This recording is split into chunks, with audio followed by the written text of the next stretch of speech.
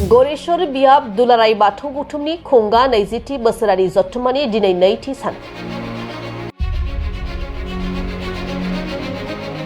नैथि साननि हाबाफारि बायदि फुंबिलिनि समाव फिरफिला बिरहोनाय, गोथैसि बावनाय आरो गौमा आरज गाबनाय हाबाफारिखौबो लानाय जायो। गरेश्वर बियाबनि दुलाराय बाथौ गौथुमनि बेन्दोंआव थानाय गासै गं 53 गामिनि रायजो राजानि बाथौ सिबियारिफोर गासै 2000 सिबियारि बिथांमोना बाहागो लानानै गौमा आरजखौ गाबो। मख'नो गोनांदि दिनैनि बे गौमा आरजनि बोसोन बिबुंथिखौ लाखियो आसाम आयेन आफादनि बुंथिगिरि बिश्वजित दैमारिया। बिथाङा बाहागो लानानै बाथौ धोरोमनि सायाव गुवारै फोरमायथिनानै होयो। बे हाबाफारिया जोबनानै थांनायनि उनावनो मोनसे गेवलां मेल लानाय जायो। बे मेलखौ सामलायदों गरेश्वर बियाबनि दुलाराय बाथौ गौथुमनि आफादगिरि हरेश्वर बर' बिथाङा। बाथौ दिनै जोंनि जे गरेश्वर आनसलिकनि 20थि खुंगा जि बाथौ महासभा बेयो मैयानिफ्राय आरम्भ जाबाय।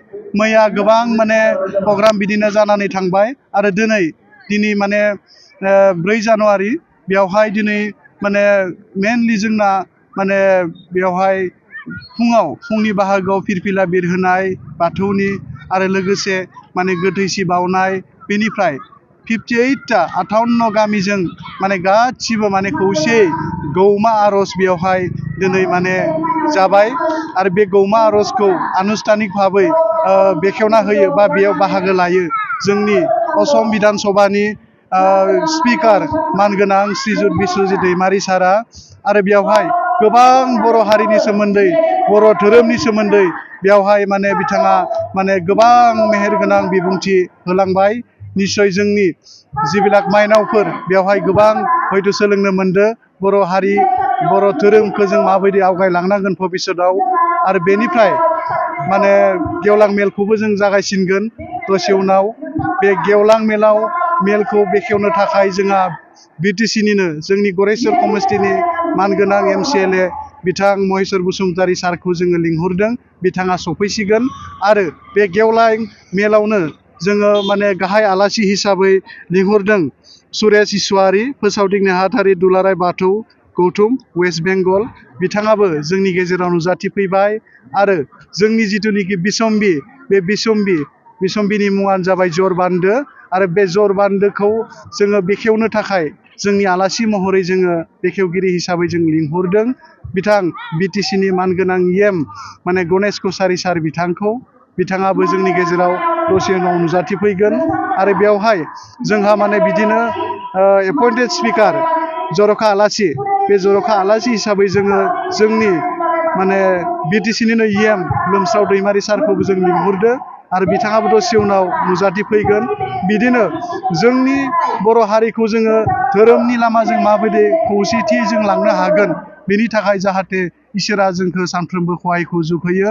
आफा इसोर बोराइ बाथौआ जोंखौ जोंनि सास्थ्रखौ जाहाथे मोजां लाखियो आरो जोंनि बे ओनसोलाव गोबां धोरोमनि बिथिङावनो लानानै, फरायनायनि बिथिङावनो लानानै गावनि गोदान बोसोरनि दा देहा सोलेर गासिबो बिथिङाव जाहाथे आफा इसोर बोराइ बाथौआ जोंखौ सानफ्रोमबो बोर साबस्रियो।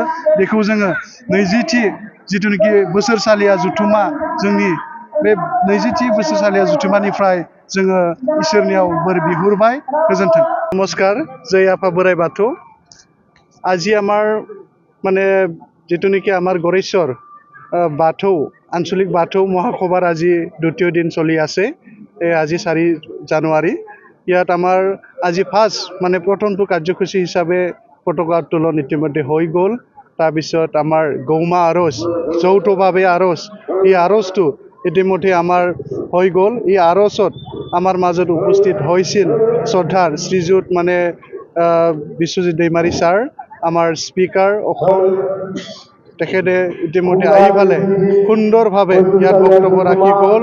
আমাৰ আজিৰ এই যিটো সভা, এই সভাত আমাৰ 58টা গাঁও ইয়াত একেলগে গৌমা আৰজত যোগদান হৈছিল। খুব ভাল পৰিৱেশ।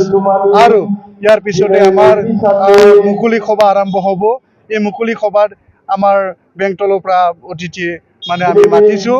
ৱেষ্ট বেংগলৰ পৰা অতিথি আমি মাতিছোঁ এই অতিথি ইতিমধ্যে আহি পাইছে আমাৰ মাজত আৰু এই মুকলি সভাখন আনুষ্ঠানিকভাৱে মানে মুকলি কৰি দিব অলপ পিছত আমাৰ গড়েশ্বৰ সমষ্টিৰ MCLA মহেশ্বৰ বসুমতাৰী ছাৰ আৰু এই আমাৰ আজি যিটো নেকি এই সভাৰ মানে আমাৰ ছবিনৰখন মানে ইনগ্ৰেশ্যন কৰিব আমাৰ BTCৰ কাৰ্যবাহী আমাৰ গণেশ কছাৰী ছাৰ আৰু এপইণ্টেড